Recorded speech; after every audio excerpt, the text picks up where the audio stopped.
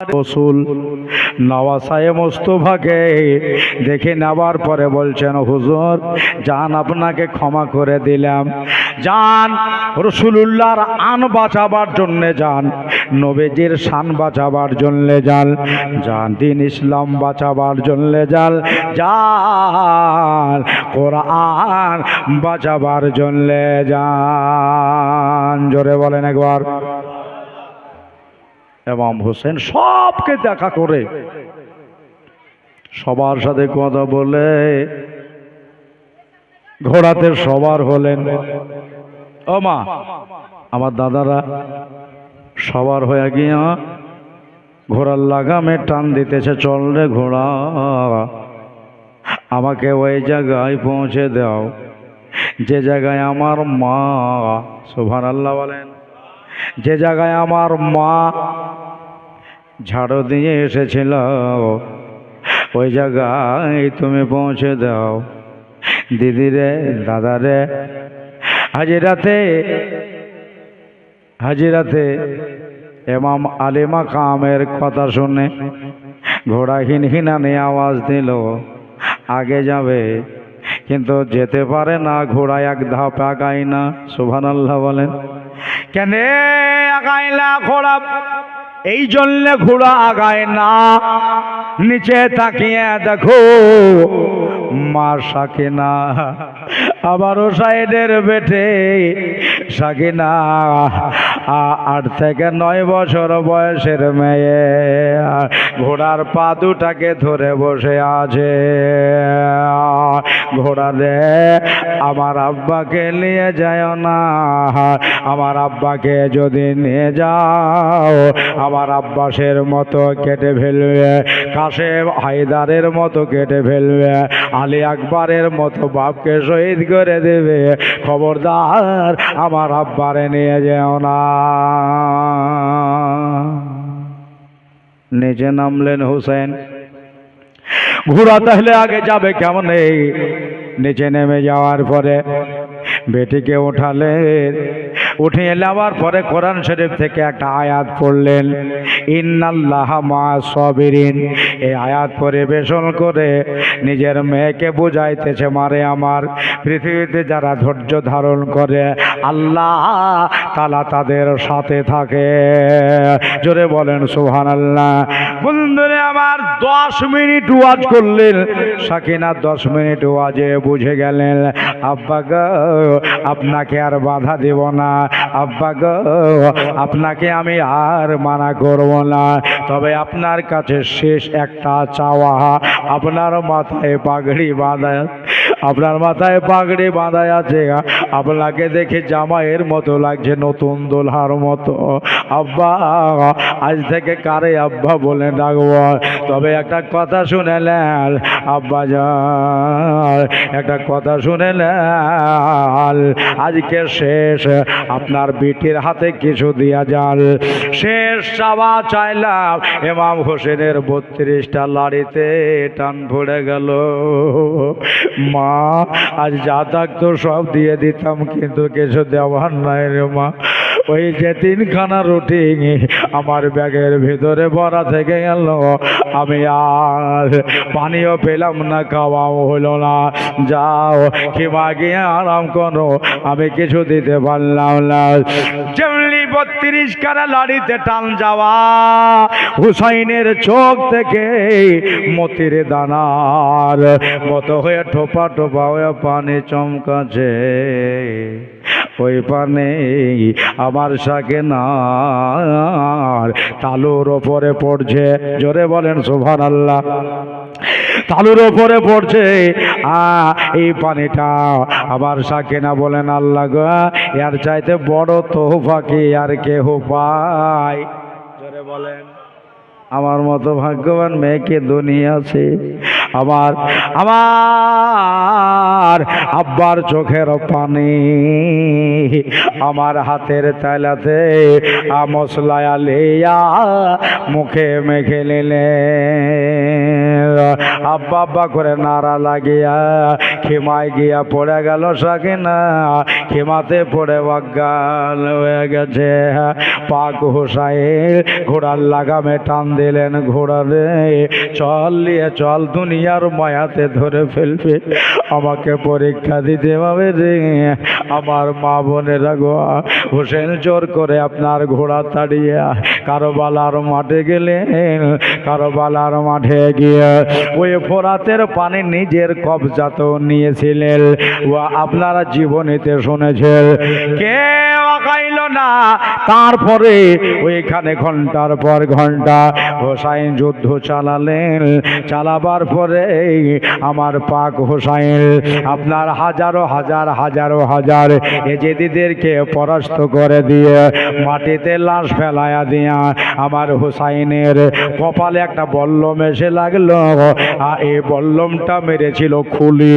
এত জোরে লাগলো কপাল ফেটে গেল আর চোখ মুখ আদার হয়ে গেল খাবার নাই পানি নাই দেহের পানি শুকিয়ে গেছে মা ফাতেমার লাল আমার ইমাম আলী মাকামের চোখ মুখ আধার হয়ে গেল চোখে শস্যা ফুটে গেল দেখা গেল এই আপনার রক্ত মস্তে গিয়ে দাড়ি ভিজে যাচ্ছে পিঠান ভিজে যাচ্ছে কপালের রক্ততে নাক চুয়ে যাচ্ছে এটা যেন ডান হাতে তীর মেরে দিল বাম হাতে তীর মেরে দিল একটা একটা করে তীর আস্তে আস্তে 72 খানা তীর আমার ইমাম হোসেনের দেহে লাগিল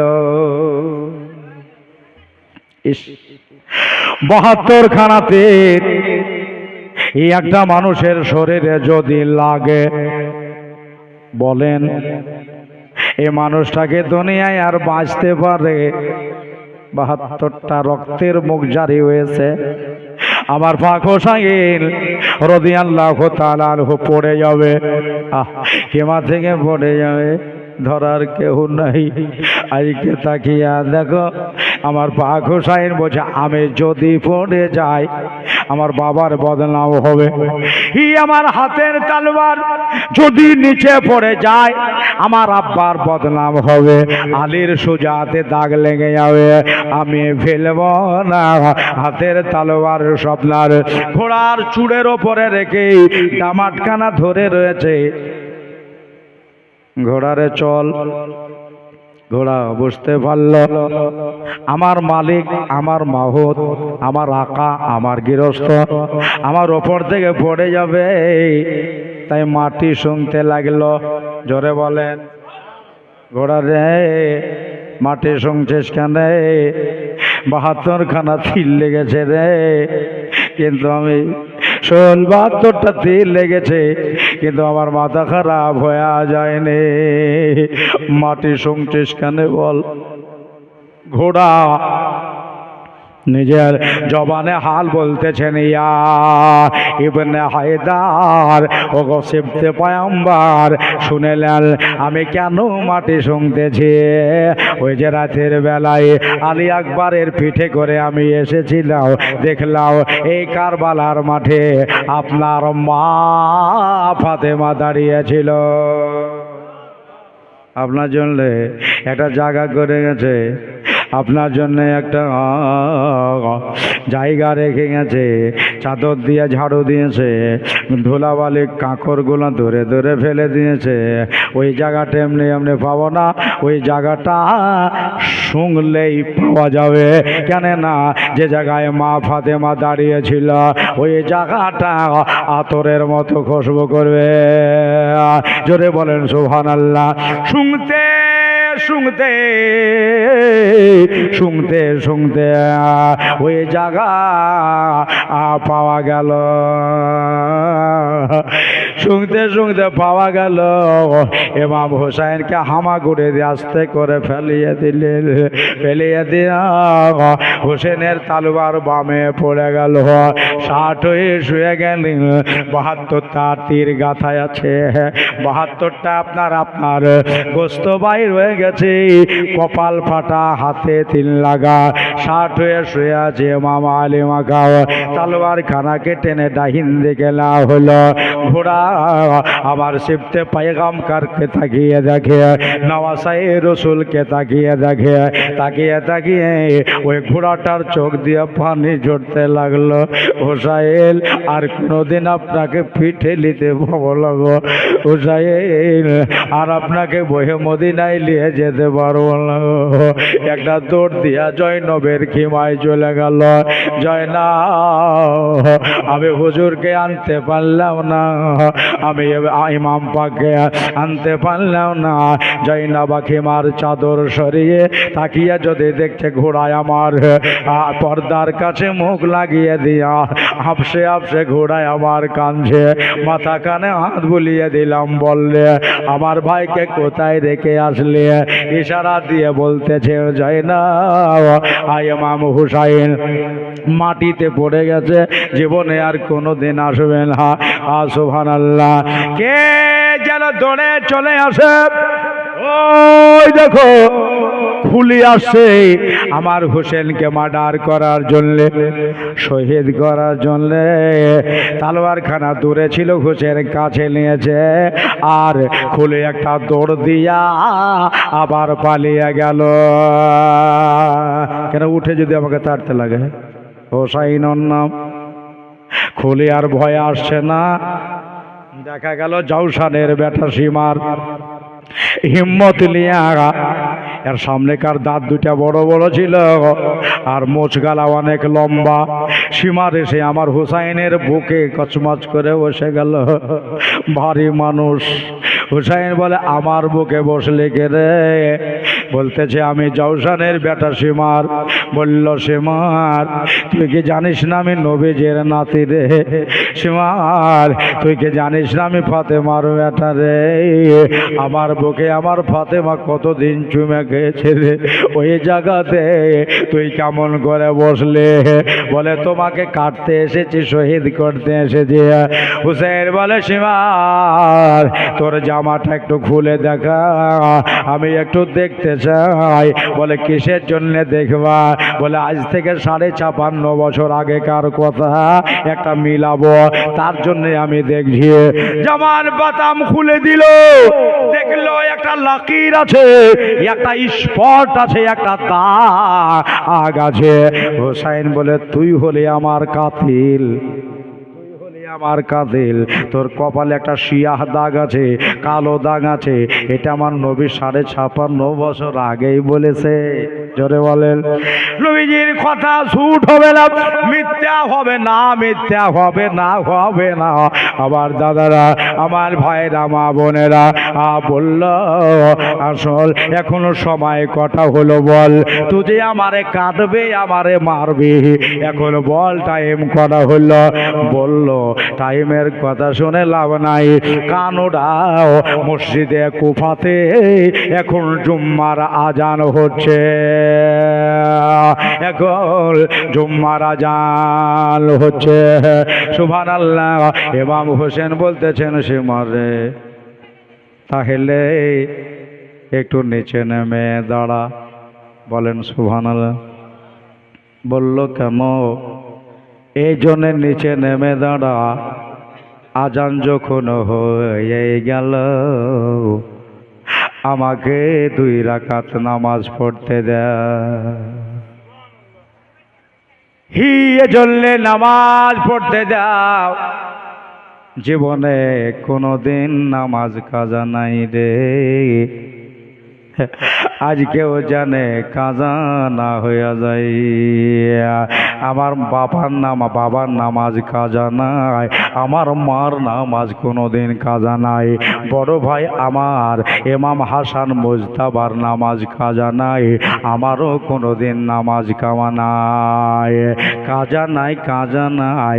আমার দাদার আমার ভাইরা সীমার নিচে নেমে দাঁড়ালো, তালোয়ার খানা বার করলো। নামাজের বাহানাতে যদি দৌড়া পালিয়ে যায় তাহলে আমি ধরতে পারবো না।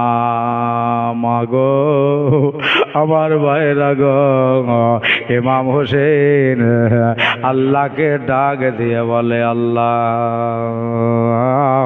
আমি যদি আজাদ হইতে পানি দিয়া ওযু বানাইতাম গো আল্লাহ, তবে আমি আজাদ নয়, পানি আমাকে তারা দেবে না। তবে মৌলা মৌলা মৌলা গো, আমি আমার নিজের রক্ত দিয়ে ওযু বানিয়ে নিয়েছি, আমি আমার খুন দিয়া ওযু বানিয়ে নিয়েছি। আল্লাহ আল্লাহ তুমি এই হালাতে আমার নামাজ কবুল করে লিও। ইমাম হুসাইন শেষ নামাজটা দাঁড়াতে পারেনি, বসতে পারেনি, ইশারা করে মুখটাকে ঘুরিয়ে দিলেন মদিনার দিকে, কাবার দিকে, কেবলার দিকে ঘুরিয়ে দিয়া 2 রাকাত নামাজের নিয়াদ বাঁধলেন। নামাজ চলছে, এজিদ ইবনে আপনার শেমার তালোয়ার খানা টান দিয়া হোসেনের বুকে ধরলেন। 10 তারিখ আজ, সেই দিনও ছিল 10ওয়া তারিখ, শুক্রবার। ভাইরা রে, দুনিয়া তা সাক্ষী থাকো, আমার ইমাম হুসাইন নামাজ পড়ছে তলোয়ারের তলে। আমরা সবাই নামাজ পড়ে ছাদের তলে, তিরপালের তলে, পাটাটির তলে, বেড়ার তলে। আমার হোসেন শেষ নামাজ করে গেল তলোয়ারের তলে। ডাইনে বায়ে সালাম ফিরিয়ে দেখতেছেন সীমার দাঁড়িয়ে। আমি বললাম তোর কাজ শুরু করে দে। তালোয়ার খানাকে আমার গলাতে ভিড়িয়ে দিল, ভিড়িয়ে দিয়ে জোরে জোরে টানাটানি করে। ইতিহাস খুলে দেখো, ঝকমকে করে লেখা আছে সাকিনা সেই আব্বার সাথে দেখা হয়েছে, আর দেখা হয়নি বাবার সাথে। ভাইরা রে, আমার মা বোনেরা, দেখি আমার বাবা কোথায় আছে, কোন জায়গায় আছে। বলল খেমা থেকে বাহির হইয়া একবারে চোখ পড়েছে বাপের দিকে। যেমনি বাপের দিকে চোখ পড়া, আর জোরে করে ফুপু বলে চিল্লায়া উঠেছে, হ্যাঁ ফুপু গো, তাড়াতাড়ি করে বেরিয়ে আসো গো মা, আমার আব্বাকে তারা কেটে ফেলছে। বলেন 8 থেকে 9 বছরের বিটি নিজের বাবাকে দেখতেছে, বাবার গলায় তালোয়ার চলছে। বলেন আপনারা বড় মানুষরা সইতে পারবেন না, ওই বাচ্চা ছেলে কিভাবে সইল? আব্বাকে কেটে ফেলছে। ফুপু তোমরা দেখবা তো, এসো। সব বেরিয়ে এলো বাইরে, বাহির হইয়া সবাই কান্দে আর কান্দে। এত টানাটানি করার পরে হোসেনের গলা কাটে না। আমার ইমাম হুসাইন বলছে, সীমার রে, তুই শুধু টানাটানি করবি না, আমারে কাটবি, তবে একটা কথা শোন, আমাকে কাটতে পারবি না। এই জন্যে যে জায়গায় তালোয়ার লাগিয়েছ, এই জায়গায় আমার নানা নবী মুস্তাফা চুমা খেয়েছে, কাটবে না। তোর জন্য একটা জায়গা রেখে দিয়েছে, আমাকে উল্টায়া দে, আর উল্টায়া দিয়া পেছন থেকে শুরু কর, দেখবি আমি কেটে পড়ে যাব। সত্যি উল্টায়া দিল, উল্টায়া দিয়া পেছন থেকে একটা আস্তে করে টান দিয়েছে। আমার ইমাম হোসেন কুচ করে কেটে গেল। এই হলকমটা পার হয়ে গেল। যেমনি কেটে যাওয়া, একটা কেতাবের নাম হলো মুআরিকায়ে কারবালা। এই কেতাবে লেখা আছে, সঙ্গে সঙ্গে যেমনি হুসেনের গলা কেটে গেছে, হলকম কেটে গেছে, মদিনাতে আমার নবীজির কবর হিলে গেল। আমার নবীর মদিনায় আল্লাহ নবীর মাজার হিলে গেল, ফাতেমার তুরবাতে পাক কবরের মাটি হিলে গেল, কারবালার জাররা জাররা হিলতেছে, কারবালার মাটি কেঁদে দিল। ভাইরা আমার দাদারা, ইমাম হোসেনের মাথায় পাগড়ি বাঁধা ছিল, ওই পাগড়িটা খুলে ফান ফান করে দূরে চালিয়ে দিল। মাথার চুলগুলাকে ধরে ছেড়ে ধরে আছে, থার থার করে কাঁপতেছে, রক্ত ঝরা বন্ধ, রক্ত ঝরা বন্ধ হয় না। খুলি এসে বল্লমের ভিতরে হোসেনের মাথাটাকে ভরে দিল, ওপরে ছেড়ে ধরেছে। আমার ভাইরা বন্ধুরা, ইমাম হোসেনের মাথা, ওদিকে দেখো সাকিনাকে রোকা যায় না। সাকিন একবার ফুপুর পায়ে পড়ে, একবার দাঁড়ায়, আবার উঠে, আবার পড়ে। সবাই কান্দে টাট্টি হইয়া, পর্দা নাসিনা মা, তাদের পেটে 3-4 দিন খাবার নাই, পানি নাই, বাচ্চা বাচ্চা মেয়ে কতক্ষণ আর কাঁদবে। কাকে কারবালায় লেখা আছে, ইমাম মুসলিমের মেয়ে হজরতে হাজরাতে জাইনাবকে বলছেন, ফুবু গো, একটু সাকিনাকে ধরো, একটু সাকিনাকে সামলাও। বলে কেন রে মা? বলে তাকিয়া দেখো, ওই বাচ্চা মেয়ে সাকিনার দেহর পানি শুকিয়ে গেছে, আর চোখ দিয়া পানি ঝরে না, ওই সাকিনার চোখ দিয়া রক্ত পড়তেছে। কোন দিন ছিল গো, কোন সময় ছিল গো? বাচ্চা মেয়ে কতক্ষণ আর কাঁদবে? চোখ দিয়া পানির ঝরছে আমার মা সাকিনার।